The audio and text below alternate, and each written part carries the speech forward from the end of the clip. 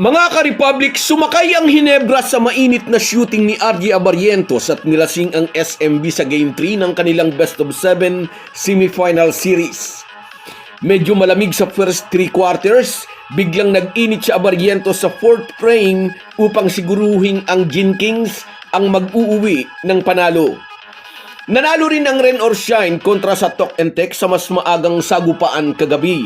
Lamang pa rin sa series ang tropang 5G ngunit nasa kamay ngayon ng Elasto Painters ang momentum matapos tambakan sa Game 3 ang TNT. Napuno ng tensyon ang laban dahil sa dalawang flagrant foul na naipito sa mga bataan ni Chot Reyes.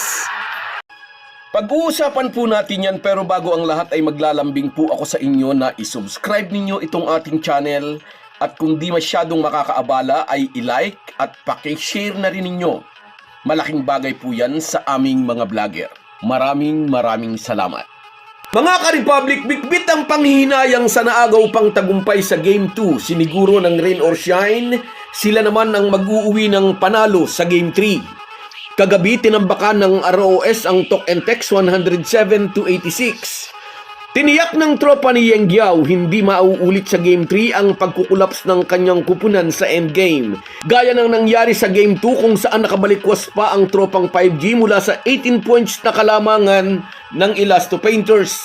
Si Anton Asistio ang nag-provide ng spark para sa Rain or Shine, scoring 24 points. Kasama rito ang 4 na 3 at 2 4-point shots. Umabot pa sa 29 points ang tambak ng Tok and Tek at di na nakarecover pa ang mga bataan ni Chot Reyes. Sabi ni Coach Yeng Giao, natalo sila sa Game 1 at sa Game 2 dahil sa magandang nilaro ni na RR Pugoy at Calvin Oftana. Nang ma-injured si Pugoy, si Oftana naman ang nag-step up sa Game 2. Pansamantalang out muna si RR Pugoy dahil sa hamstring injury. Sa Game 3, hindi na hinayaan ng ROS na makapanalasa ulit si Oftana na limitahan nila ito sa 16 points. Malayong malayo sa 39 points production ito noong Game 2. Obviously, nararamdaman na ng Tok and Tek ang absence ni RR Pugoy. Misyon ng ROS na itabla ang series sa pagbabalik ng bakbakan sa Mall of Asia Arena sa Miyerkules. Ayon sa mga report, malabo pa rin ang pag-asang makapaglalaro na si RR Pugoy sa Game 4, kaya the same strategy pa rin para kay Coach Yeng Giao. Pero sa kabila ng malaking panalo ng ROS sa Game 3, ay may mga nagsasabing hindi raw ito big deal para sa mga magpipintura. Sa nakaraang Governor's Cup at Commissioner's Cup semifinal series, ay nakuha rin daw ng Elasto Painters ang Game 3. Pero parehong ang TNT pa rin ang nangibabaw sa series. At gusto ni CYG na maiba naman ang ending ng kwento ngayong Philippine Cup. Gusto nilang maitabla ang series sa Miyerkules and eventually ay malakdawan ang Tok and Tek na nag-aambisyon ng Grand Slam. May napansin ang mga basketball fans sa Game 3 kagabi. Nagiging marumi raw maglaro ang Tok and Tek kapag natatalo. Dalawang flagrant foul ang naipito sa tropang 5G habang hinahabol ng mga ito ang malaking lamang ng Rain or Shine. Sa harap daw ng isang tiyak na pagkatalo ay nagre-resort sa pananakit o dirty play ang mga bataan ni Chot Reyes. Sina Brandon Ganuelas Roser at Glenn Cubuntin ay parehong natawagan ng flagrant foul 1 na ewan natin kung paraan ng mga ito para daragin ang kalaban. Samantala sa isa pang laban, sumakay naman ang Hinebra sa mainit na shooting ni RJ Abarientos upang patiklupin ang sister team at mahigpit ding karibal na SMB. Bukod kay Abarientos, 4 pang kakampi ang nagpaulan ng puntos para siguruhing aabanti sila sa Race to 4 series kontra sa Beermen. Ang 24 points ni Abarientos ay dinagdagan ni Jamie Malonzo ng 20 points, 18 points ang kontribusyon ni Japet Aguilar, 16 si Scottie Thompson at 10 points naman si Stephen Holt para sa 5 player ng Hinebra na nagtala ng double-digit score. Malamig sa unang 3 first quarters, sa 4th frame ay nagising ang shooting ng Far Eastern University product at nagpaula ng mga puntos kasama ang isang napakalayong 4-pointers. Nag-struggle sa Game 1 at Game 2 dito sa semifinal series. Sa Game 3 ay si Abarientos ang bumuhay sa opensa ng Hinebra. Hindi lang sa puntos kundi sa pamimigay din ng assist kina Troy Rosario at Jamie Malonzo. At 24 points ng generational point guard, 18 points dito ay ginawa niya sa fourth quarter Ginebra run kung saan umiskor sila ng 29 points. Proud daw siya sa kanya mga players na sabi ni Coach Tim Cone sa post-game interview.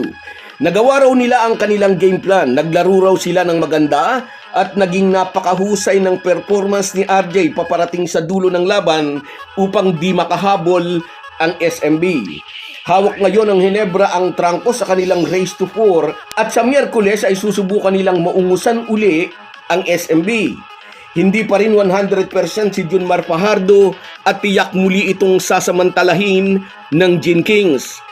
Sasamantalahin din ng Rain or Shine ang nakuhang momentum sa Game 3 at susubukan naman nilang maitabla ang series.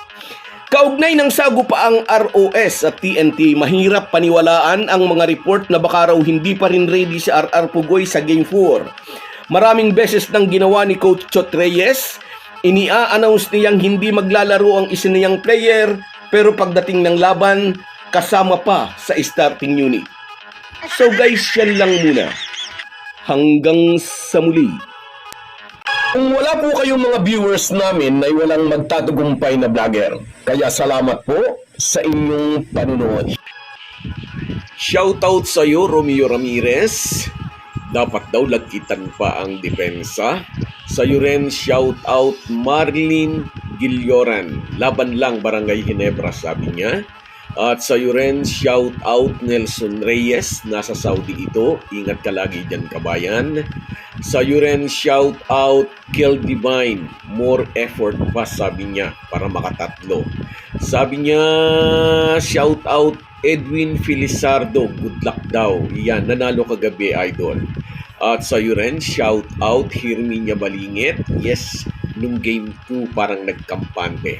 Shout out sa iyo Merson Kabady Vlog mula naman dyan sa Oman.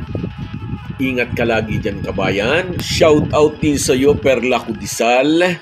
Yes, good luck daw sa Gin Kings, sabi niya. At sa iyo rin, Efren Mendoza, kabayan. Shout out sa iyo. At sa iyo rin, Rowena Narciso. Shout out down kay Romy Narciso. Salamat sa inyong lahat. Kahit gaano po tayo kabisi, ay huwag po nating kalimutan ang ating buhay espiritual. Lagi po tayong magpasalamat sa bawat araw na dagdag sa ating buhay. Malaki po ang maitutulong ng pananalangin araw-araw. Isang paalala po mula sa inyong Halo Halo Sports Republic.